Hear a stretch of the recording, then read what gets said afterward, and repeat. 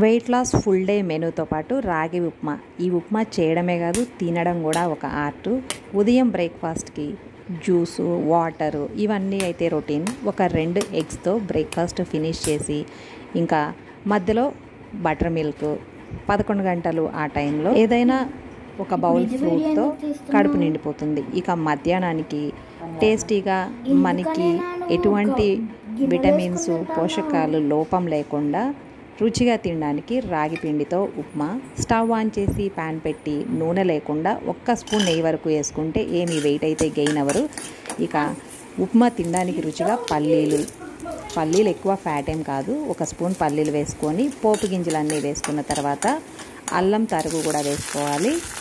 ఇంకా సన్నగా తరిగిన ఉల్లిపాయలు, పచ్చిమిర్చి, కాస్త మనకి కారంగా ఉంటే ఉప్మా కూడా టేస్టీగా ఉండిద్ది.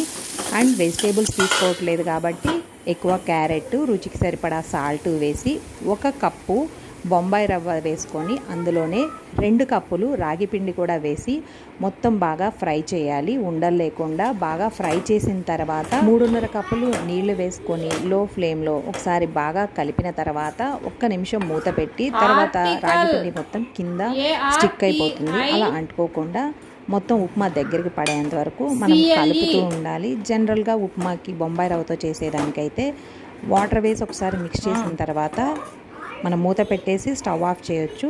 ఇది పిండి కొంచెం కింద అంటుకుపోతుంది కాబట్టి కాస్త కదుపుతూ ఉండాలి.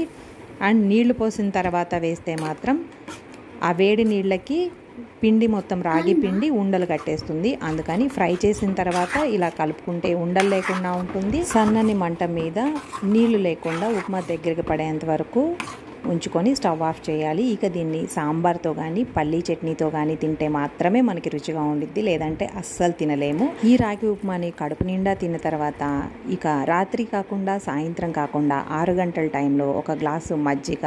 అసలే మామిడి పళ్ళ సీజన్, ఇక మామిడి పళ్ళని మిస్ చేయకుండా సగం వరకు మామిడి పండు తీసుకుంటే రాత్రికి డిన్నర్ కూడా ఫినిష్ అయిపోతుంది. చక్కగా బరువు తగ్గొచ్చు. మీకు ఈ వీడియో నచ్చితే తప్పకుండా లైక్ చేయండి, షేర్ చేయండి. మరిన్ని వీడియోస్ కోసం ఛానల్ని సబ్స్క్రైబ్ చేయండి. Thanks for watching.